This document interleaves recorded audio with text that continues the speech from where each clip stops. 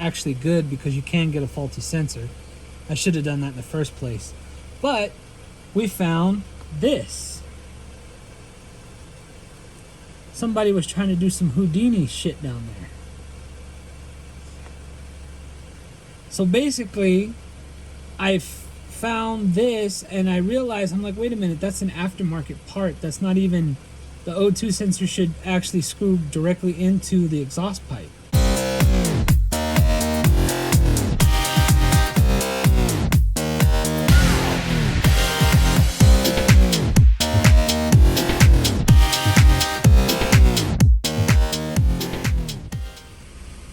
Welcome back, guys, to Steven's DIY Auto Repair. So we're back here with this 2004 Toyota Camry, and this is going to be part 2, the P0136 code. Sorry guys that it's taking me so long to do a part 2 on this. I've been busy with other projects, and this car is just, wow. Let's just put it that way. It's one thing after another. So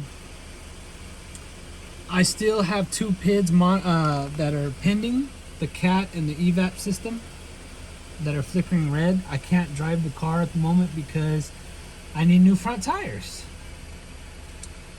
So far what we've done since our last video of replacing the O2 sensor is I put all new coils. They are not cheap, guys. They're about $300 for all four. So we went ahead and put all new coils in, and I did notice that it actually drives better, has more power. So we still got, after changing the O2 sensor, we still got the P2423 code that was actually stored and pending. And we also, after driving it a while with the check engine light, we still got the P0136 code for the O2 sensor. So I'm still not going to change the catalytic converter yet because I'm not fully convinced that it is the catalytic converter. And I'm going to show you here on the live data why that I'm not going to pull the trigger on the catalytic converter just yet. So there is a lot of problems with the engine. Not necessarily the internals, but I'll show you guys that in a minute. So right here, the car's been running for a little bit, so we're in closed loop. That's so we're gonna go down here. So there's our short-term and long-term field trims, and these two together should not equal more than plus or minus 10. So we're at negative 2.3 for the short term and 9.4, so we're still within spec. It's an old car. It's not gonna be perfect.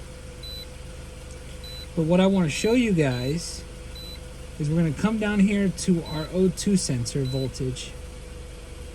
Now before I click on this, I do want to tell you guys something.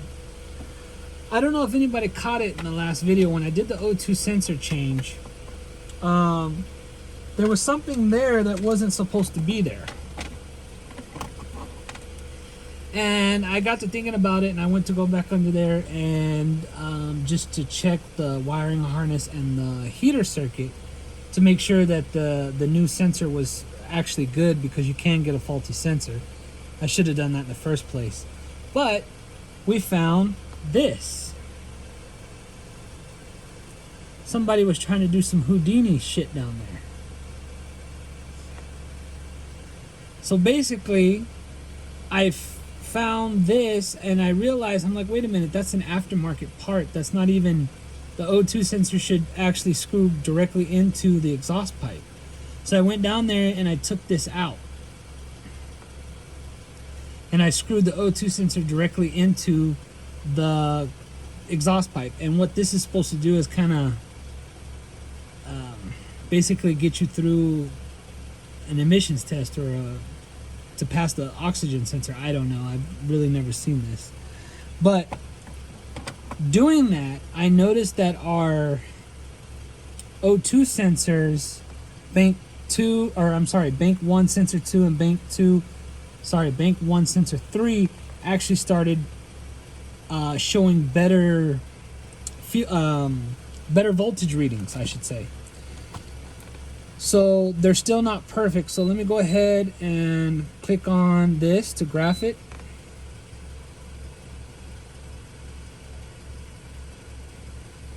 And then what I'm going to do too.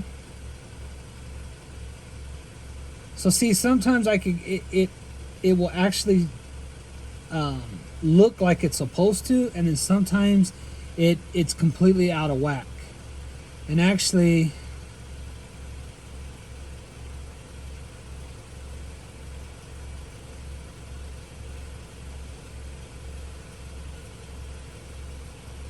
it's actually not that bad. So now let me go here to sensor 3. And I can actually graph both of these at the same time.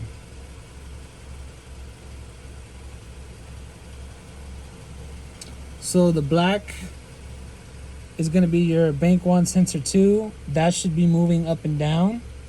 Lean to rich to lean, and then your bank 1 sensor 3 should actually be almost a straight line. It's not going to be a complete straight line, but now see, this is actually looking not so bad. Before, I was getting them both looking the exact same, and I'll explain that in just a minute. So now that you've seen a little bit of this, let me go ahead and... Alright guys, so your bank 1 sensor 2 oxygen sensor should be looking like this. It should be going up and down, up and down, up and down. And then your bank 1 sensor 3 should look almost like this, like a straight line but a little bit curvy. And that's showing that you have a good catalytic converter, that your catalytic converter is working perfectly fine. But when you get your bank 1 sensor 2 and your bank 1 sensor 3 looking exactly the same, your catalytic converter is deteriorated. It means you have a bad catalytic converter. So a lot of times we were initially getting the bottom here, and I'll put a picture of this up in the somewhere up there to show you guys. And then sometimes we were getting the top one, which was telling us it was good, which was telling us it was bad. So and the reason why I wasn't convinced is sometimes the O2 sensor was crazy all over the place, straight line. It was doing some weird stuff, and that's why I wasn't convinced on pulling the trigger on the catalytic converter. So now that we've taken that Houdini piece off, we're actually getting better O2 sensor readings. And like I said, I haven't been able to run the car fully to see if the sensors are going to act right, or to see if the check engine light's going to come back on. But yeah, that's where we're at so far. And the next thing I'm going to do is, I have a lot of engine vibration, and I found out what that is, and I'm going to show you guys here pretty soon. But we're going to try to take care of that engine vibration, and then we're going to, if we get the catalytic converter code again, I'm probably going to put some Cataclean in there and see if that doesn't help before I actually buy a whole new catalytic converter. So I'll take you guys under the hood right now, but it's probably going to be a while before we show you part 3, because part 3 is going to be the finale. We're done. We're going to fix this, and that's it. No more part 1, part 2, because I don't want to keep stringing you guys along. So let's go under the hood, and I'll show you what the engine vibration is. Okay guys, I don't know if you could see,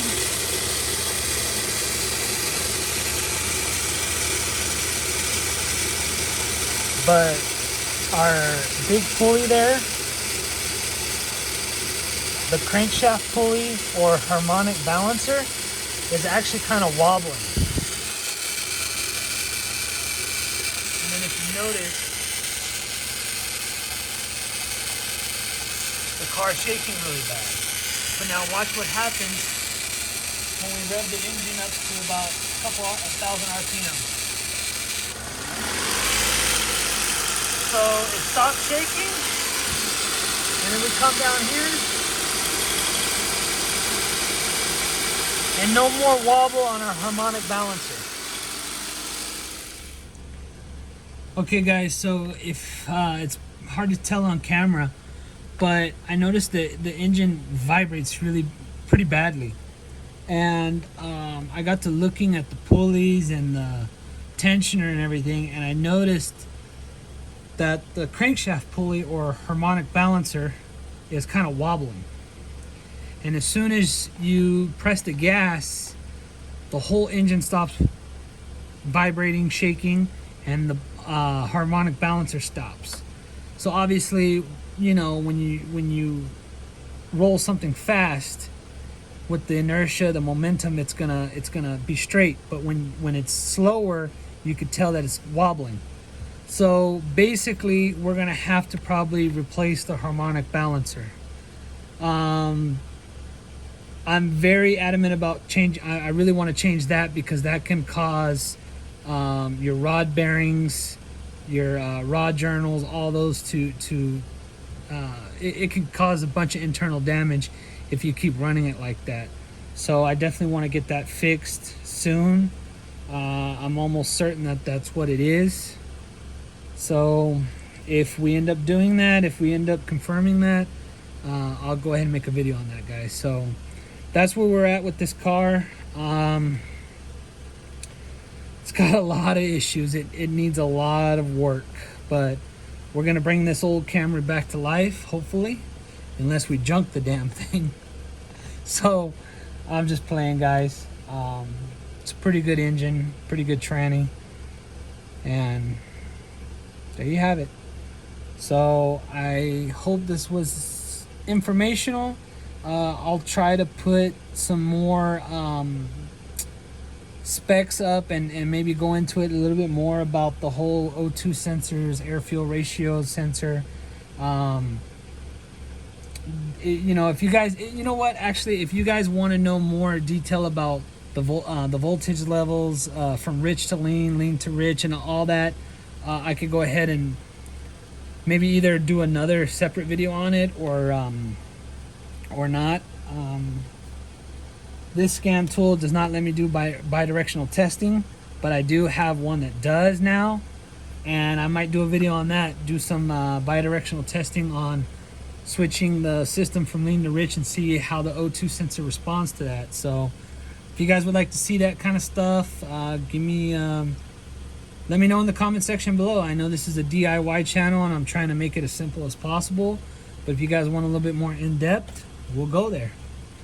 So I'm gonna wrap it up, guys. It's late. I'm ready to wrap it up for today. So I hope you liked this video. If you guys did, make sure to hit that like button. If you guys would like to be notified when I put out another video, make sure to hit that bell notification and subscribe to my channel, guys, for more DIY projects and informational videos,